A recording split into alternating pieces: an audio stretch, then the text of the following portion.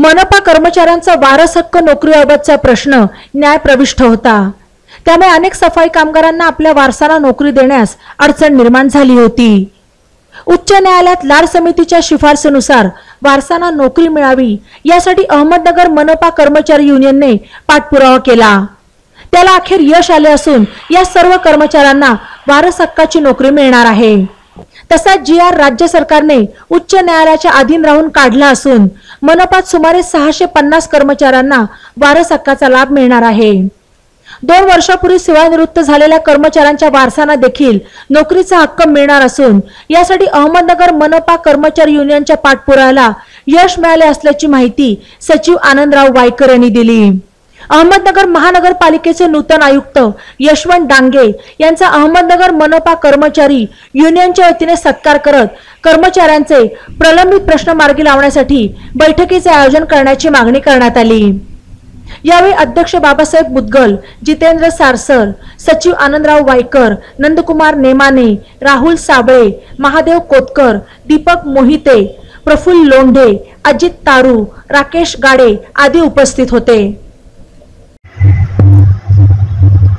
महाराष्ट्र राज्य शासनानं फेब्रुवारी 2023 मध्ये एक GR काढला होता।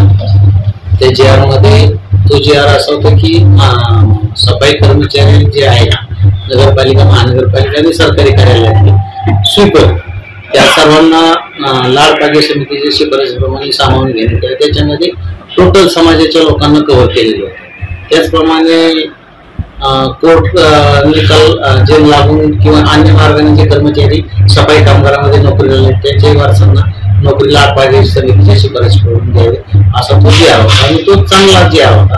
परंतु तो चांगला GR होता असताना मधल्या काळामध्ये लातूरच्या एका कर्मचाऱ्यांनी त्याच्या वारस नोकरी नाही मिळाली, तो हायकोर्टात गेला। तो मार्च मध्ये गेला आणि मार्च मध्ये तो गेल्यानंतर हायकोर्टानं तो GR आणि ह्याची पिटिशन हे पाहिल्यानंतर हायकोर्टाने ऑर्डर केली आणि त्या ऑर्डर मध्ये लाड कार्य समिती शिफारशी जेवढ्या नोकऱ्या दिल्या जातात त्याला स्टे दिला, बंद केल्या। म्हणजे फेब्रुवारी 2023 मार्च 2023 पासून टोटल नगरपालिकेतल्या, महानगरपालिकेतल्या आणि सरकारी कार्यालयातल्या सफाई कामगारांच्या नोकऱ्याला स्टे मिळाला। मग लाड कार्य समिती ही फक्त महाराष्ट्रापुरतीच मर्यादित आहे, महाराष्ट्राच्या बाहेर नाही। असं असताना ती 72 ला अस्तित्वात आली, 73 आणि 74, 75 पासून तिची अंमलबजावणी सुरू झाली।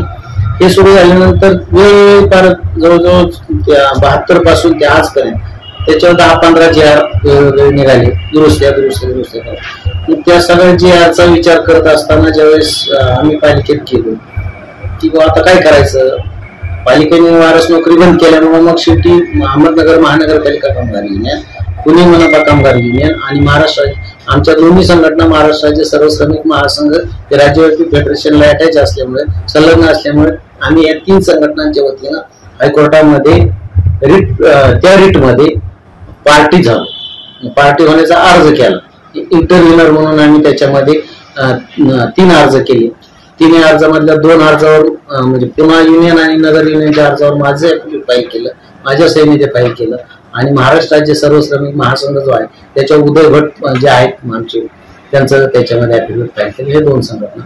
त्यानंतर टाक साहेब आमच्याबरोबर ते 3-4 इन्व्हर्टर एकाच वेळेस एकाच वकिलाकडे औरंगाबादचे सिनियर ऍडव्होकेट आविष्कार शेळके यांनी ते कामकाज पाहिलं आणि आम्ही 19 एप्रिलला ते रिट पिटिशन मध्ये पार्टी व्हायचा अर्ज दिला आणि 21 ला आम्हाला ऑर्डर झाली।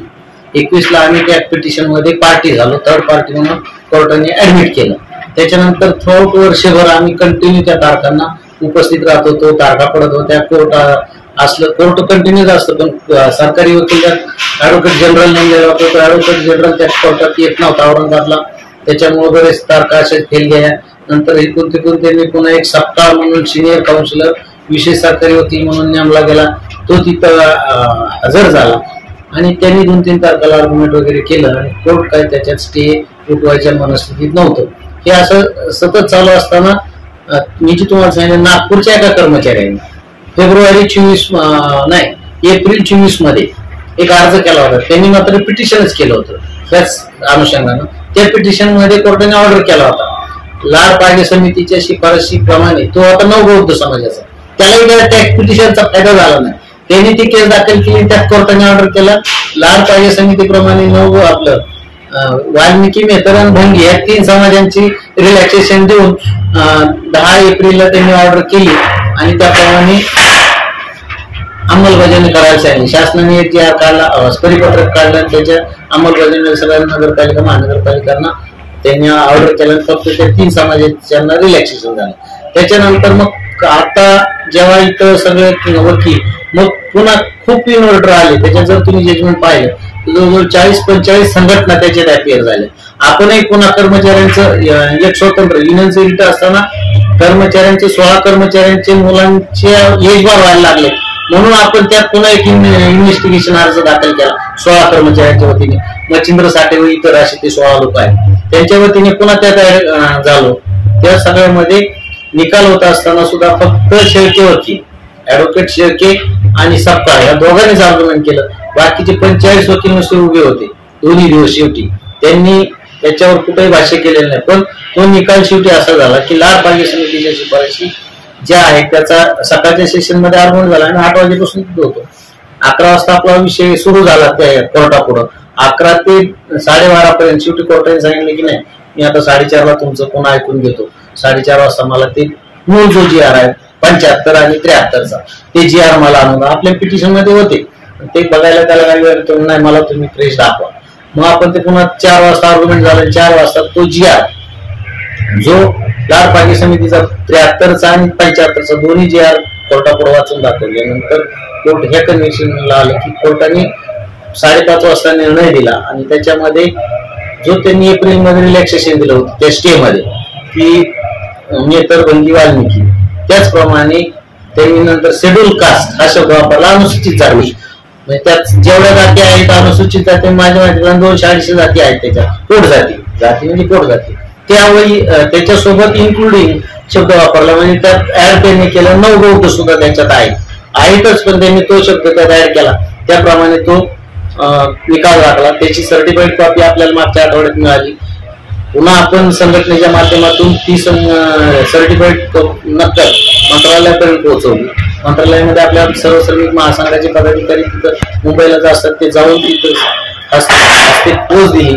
त्याच्यानंतर काल म्हणजे 12 तारखेला महाराष्ट्र शासनातून एक GR काढला गेला त्या संदर्भात. आणि हा जो निकाल लागला हायकोर्टाचा, त्या निकालामध्ये ज्या पद्धतीनं वर्डिंग होतं तसंच वर्डिंग त्या GR मध्ये टाकलेलं आहे. त्या GR मध्ये सुद्धा त्यांनी मेहतर, भंगी, वाल्मिकी आणि नवबौद्ध आणि शेड्यूल कास्ट या सर्वांसाठी रिलॅक्सेशन दिलं म्हणून GR काढला. त्याचबरोबर जे आपण एक कामगारांचं स्वतंत्र इन्व्हेस्टिगेशन अर्ज दाखल केलेला होता त्या अर्जामध्ये सुद्धा कोर्टाने ऑर्डर केला की यांना जे एप्रिल 2000 मार्च ते 2023 मार्च ते आतापर्यंत ज्या लोक सेवानिवृत्त झाले त्यांचे वारस घेतले नाहीत, परंतु त्यांच्या वारसांची वयोमर्यादा 45 म्हणजे जी आहे 45 त्याच्या पुढे गेलेले असेल तर त्यांना वयात रिलॅक्सेशन देऊन त्यांनाही कामावर रुजू करून घ्या अशा पद्धतीचा कोर्टाचा ऑर्डर तो सुद्धा त्यांनी त्यामध्ये टाकला. म्हणजे आता 1-1.5 वर्ष स्टे असल्यामुळे जे कर्मचारी सेवानिवृत्त झाले पण त्यांचे वारस वय झालेले होते अशांना सुद्धा त्याच्यामध्ये रिलॅक्सेशन देऊन त्यांच्या ऑर्डर त्याच्यामध्ये निघतील. अहमदनगर महानगरपालिकेचा विचारच केला. आता हा महाराष्ट्रातल्या नगरपालिका, महानगरपालिका, सरकारी कार्यालय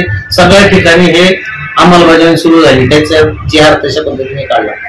नगरचा जर आपण विचार केला महानगरपालिकेचा तर आज साधारण आपल्याकडं साधारण म्हणजे 750 ते 700 कर्मचारी सफाई कर्मचारी कार्यरत आहेत आणि सेवानिवृत्त झाले पण त्यांचे वारस घेतलेले नाही. असे जवळजवळ कर्मचारी आपल्याकडं 250 ते 350 आज मितीला आहेत. म्हणजे आता ताबडतोबीनं महानगरपालिकेला ते 250-300 कर्मचारी ऍड होतील सफाई काम, कारण मुळात सफाईचं क्षेत्र वाढलं पण कामगार संख्या घटली. मधल्या काळात वेगवेगळ्या कारणाने घेतलेले नव्हते. आता निदान हा GR आल्यामुळं आणि हायकोर्टाचा ऑर्डर झाल्यामुळं हे 250 ते 350 किंवा 300 असू शकते ते तेवढे कर्मचारी महापालिकेत सफाई कामासाठी उपलब्ध होतील. त्यांच्या ऑर्डर काढून घेणं हेच आपल्या संघटनेचं काम राहिलं आणि महानगरपालिकेलाही ताबडतोबीनं आता परंतु असं त्यांनी GRच काढलाय. त्या GRची अंमलबजावणी ताबडतोबीने करून घेण्यासाठी सोमवारपासून संघटना आयुक्ताच्या मागे लागेल आणि येत्या महिन्याभरामध्ये ह्या जुलै एंड पर्यंत त्यांचे कारण सगळ्यांचे अर्ज केले, सगळ्यांचे कागदपत्र पूर्तता झाली. ज्यांचे कागदपत्र पूर्तता झाली त्यांच्या ताबडतोब ऑर्डर काढायला काही अडचण येणार नाही. ज्यांचे कागदपत्राची काय अपूर्तता असेल त्यांचे कागदपत्र काढून येत्या महिन्याभरामध्ये हे 250-300 लोक आपल्या नगर महानगरपालिकेमध्ये परमनंट वारसाच्या नोकरीवर येतील असा हा GR आणि हायकोर्टातली ऑर्डर. आणि सगळ्यात महत्वाचं कशामुळे येते ते लाडपाडी समितीची ज्या राज्य पातळीवर मान्य केलेले आहेत 72 साली, त्याची अंमलबजावणी थांबली होती वर्षभरापासून. त्याची अंमलबजावणी आता चालू होईल आणि पूर्वीप्रमाणे सगळ्यांच्या रिटायर झाला की त्याचा वारस लगेच घेतला जातो त्या लाडपाडी समितीवर. त्याप्रमाणे आता ताबडतोबीने ऑर्डर निघाले का अडचण येणार नाही. आणि हे युनियन आता ताबडतोबीने तेच काम आम्ही पुढे घेतोय अशा पद्धतीने. आणि आमचा 7व्या वेतन आयोगाचा प्रश्न अंतिम टप्प्यात आहे, त्याच्यामध्ये ते आम्ही प्रयत्न करतोय. लवकरच त्यात यश येईल असं या निमित्तानं सांगतो. ते जर आलं तर आमच्या महानगरपालिकेमध्ये लवकरच आनंदोत्सव दिवाळीला साजरा होईल. हे तर होईलच, त्याचबरोबर आता आम्ही दिवाळीच्या वेळेस एखाद्या वेळेस विधानसभेची आचारसंहिता लागू शकते असं चित्र, कारण इलेक्शन ऑक्टोबर-नोव्हेंबर मध्ये होण्याची शक्यता असल्यामुळं आम्ही ताबडतोबीने स्ट्राईक नोटीस दिलेली आहे दिवाळीच्या सानुग्रह अनुदानासाठी. ती ACL म्हणजे सहाय्यक कामगार आयुक्तांनी ऍडमिटही केलेली आहे. त्याच्यामुळे आम्हाला संप करता येत नाही, पण संप करता येत नाही जरी नसला तरी आम्ही धरणे वगैरे बाकीचे आंदोलन करू शकतो. आणि महापालिकेलाही ते चर्चा करून लवकरात लवकर निर्णय घ्यावा लागेल. येत्या आणि महिना आता ती 31 तारखेला ACL पुढं काय निर्णय होतोय. काल 11 तारीख होती, त्या दिवशी पालिकेचे अधिकारी आलेले होते, त्यांनी 31 तारीख मागून घेतली. त्याच्यात आम्ही चर्चा करून म्हणून सांगितलं 31 तारखेपर्यंत चर्चा झाली तर ठीक आहे, नाहीतर आम्ही पालिकेच्या दारात या सगळ्या प्रश्नावर आंदोलनासाठी उपस्थित राहणार आहोत. तीव्र आंदोलन पालिकेपुढे केलं जाईल या सगळ्या प्रश्न, म्हणजे 7वं वेतन असेल, तुमचा लाडपाडी समितीच्या ऑर्डर्स असतील. आणि आता कालच आम्ही जवळजवळ 45 कामगारांना आचारसंहितेमुळे थांबलेल्या ऑर्डर सुद्धा काल 45 वारस जे आपल्या लाडपाडी समितीने आलेले होते, मित्र कामगार किंवा इतर सर्व कामगार, त्या सर्व कामगारांना काल कायम केल्याच्या म्हणजे प्रोबेशन पिरियड संपला पण आचारसंहिता असल्यामुळं त्या ऑर्डर दिलेल्या नव्हत्या. कालच डांगे साहेबांच्या हस्ते संघटनेचे सर्व पदाधिकारी यांनी काल 45 कर्मचाऱ्यांना जे प्रोबेशनरी होते म्हणजे परीक्षा दिन होते त्यांना कायम केल्याचे आदेश काल निर्गमित करण्यात आले. तो आदेश दिला तर ते 250 कर्मचारी जे प्रोबेशनर 45 कर्मचारी जे प्रोबेशनरी होते ते कायम झालेले आहेत. पालिकेमध्ये संघटना जितकं शक्य आहे तेवढं काम करते, चांगल्या पद्धतीने संघटनेचं काम चालू आहे. आणि राज्यात सुद्धा कुठल्याही संघटनेने इतका लीड घेतला नाही तेवढा अहमदनगर महानगरपालिका आणि पुणे मनपा कामगार युनियन 2 कामगार संघटनांनी या लाडपाडी समितीवर रान उठवलं, म्हणूनच हे यश आलं एवढंच या निमित्ताने सांगेल. खऱ्या अर्थानं युनियनच्या सर्व पदाधिकाऱ्यांचं काम आणि आम्हाला आज पाठिंबा असलेल्या सर्व कामगारांचं हे यश आहे. नुसते आम्ही चक्रा मारल्यामुळे आमचं यश नाही, तर सर्व महानगरपालिकेतील कामगार असतील, कर्मचारी असतील, या सर्वांचं एकजूट आणि त्यांच्या जोरावर ज्या पद्धतीने एकजुटीचा निकाल लागला तो आता अंमलबजावणी करणं हेच या निमित्ताने मी तुम्हाला सांगेल.